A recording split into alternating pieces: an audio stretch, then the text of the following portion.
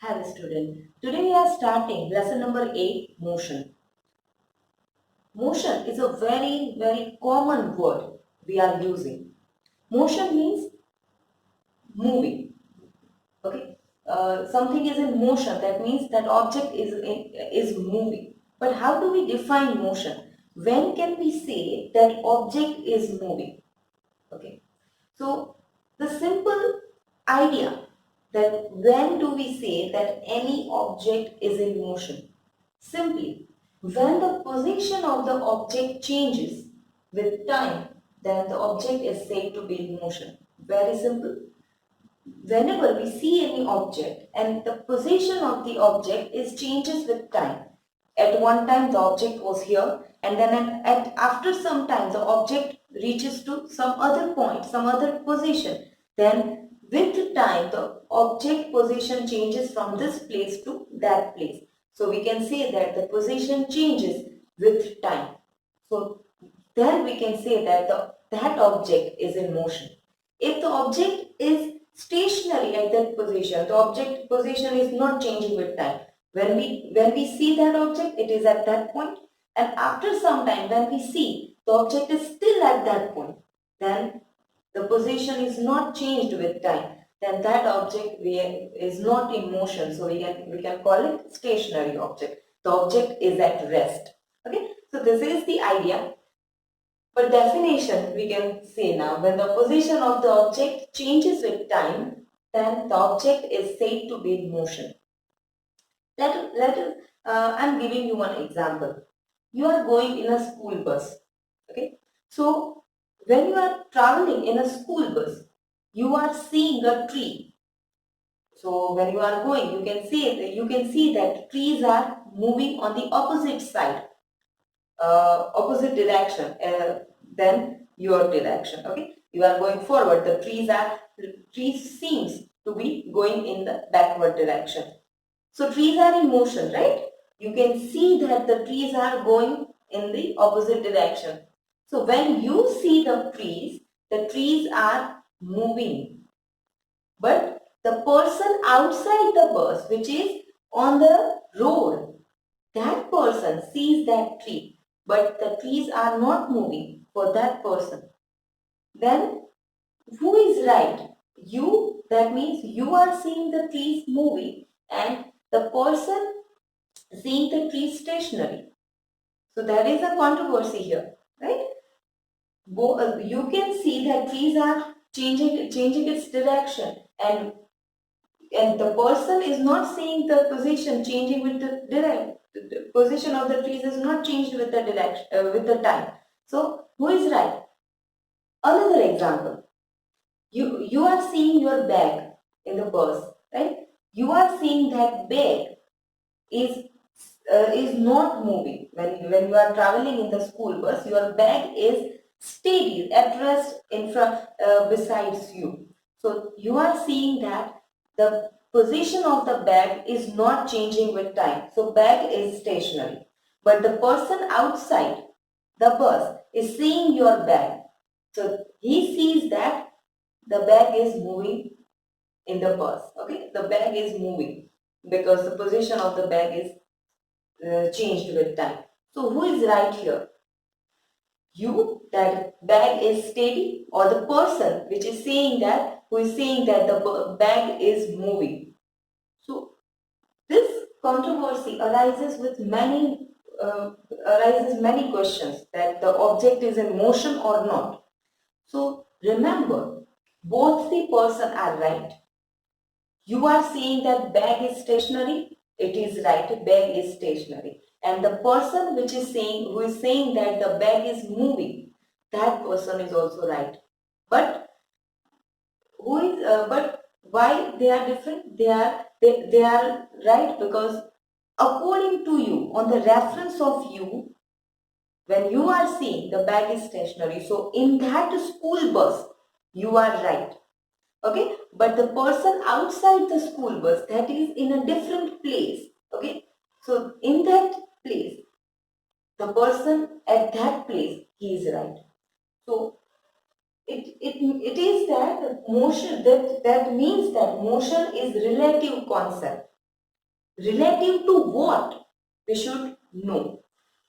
The bag is stationary relative to you. Relative to you, it is stationary. But relative to that person outside the bus, that bag is moving. Okay?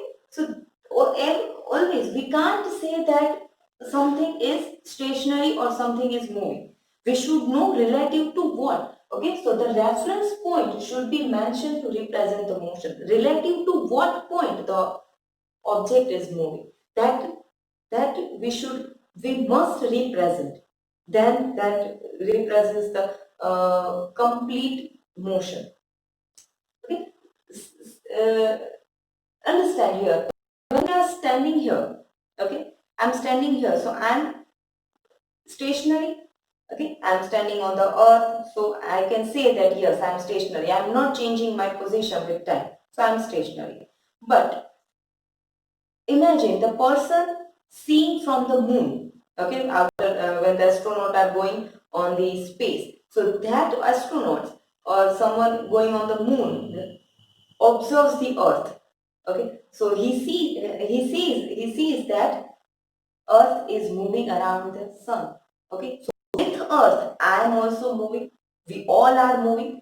Okay, so if the person is seeing outside seeing from the space, that person sees all us, all all the us, we all are in motion according to that person, relative to that person. But on the earth, relative to each other, we can be stationary. But outside, we are in motion. Okay, then we can so see this means that motion is always a relative concept. Okay, well, then we can say that the solar system is stationary. Okay, but if someone outside the solar system observes this our solar system, this our solar system is also moving in the galaxy. Okay, then we can say that galaxy is stationary. But the person outside the galaxy, if we observe the galaxy is also moving. So this nothing is stationary. Okay, every object is in motion relative to other object. Okay, so we should always mention the reference point that relative to which point the object is stationary or in motion. Okay, so always the reference point should be mentioned to represent the motion. So this was the basic idea of motion. Types of motion. How many types of motion do we see? First one, linear motion. When the object is traveling on a straight line path, then that motion is the linear motion, the motion of the vehicle, motion of the ball on the surface of the table or something, walking a person, that all motion, they are in straight line, so that will be a linear motion. Then another, if the motion is the object traveled in a circular path, then that kind of motion is called a circular motion. And some object not completing a whole circle but like a pendulum, if the object is not complete only part of, only small part of the circle it is completing and repeating, so that is the vibrational motion, or also it is called oscillatory motion, right? So that kind of motion is a third kind, that is vibrational motion.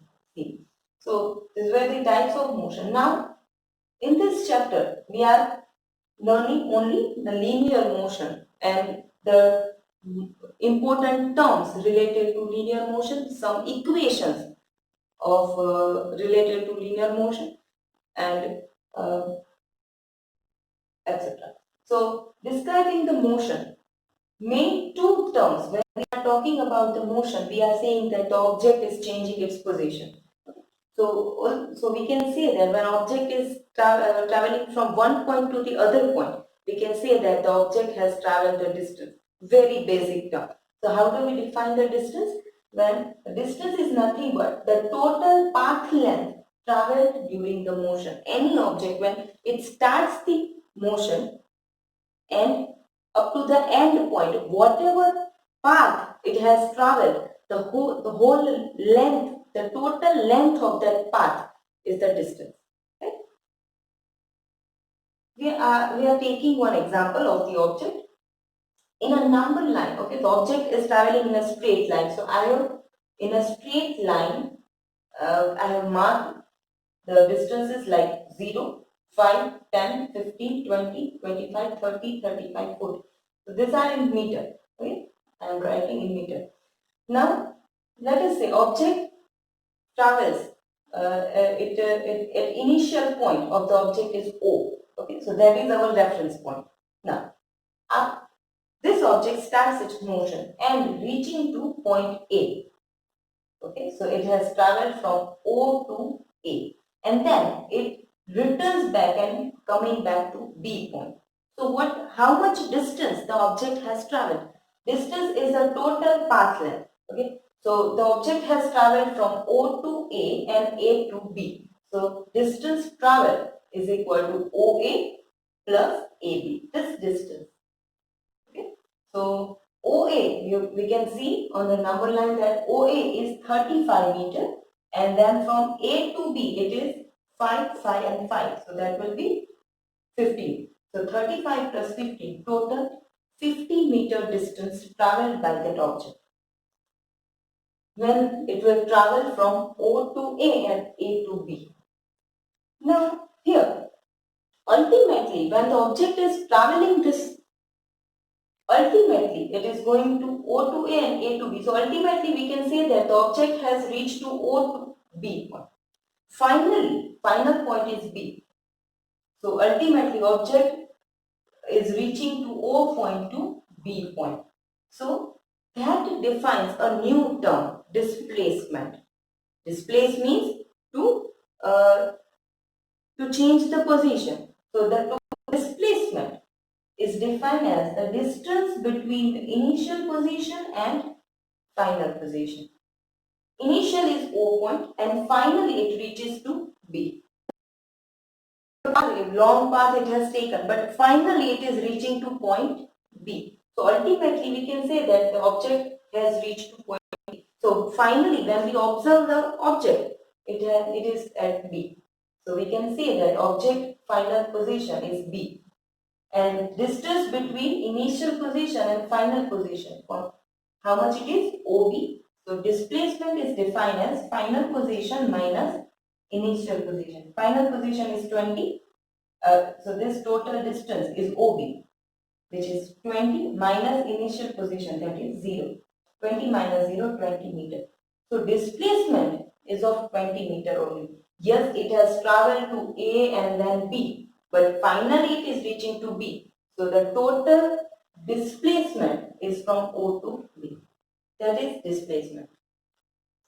For distance and displacement, both are giving the path length actually. So the symbol of distance and, but it is used in specific conditions that we will see in the next sections. Symbol of distance and displacement is D or S. Okay, distance and displacement both is symbolized as small d and small s. Okay, S is also the symbol for distance and displacement both.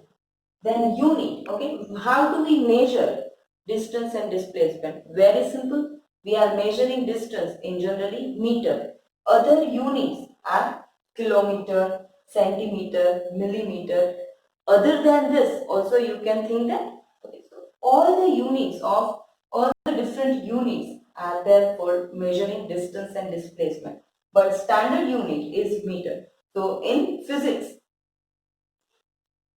generally we will take the unit meter. That is the standard unit. Okay, so this was the idea of distance and displacement. Okay. Understand the difference between these two and read up to this, and still if you have any doubt you can ask me. Thank you.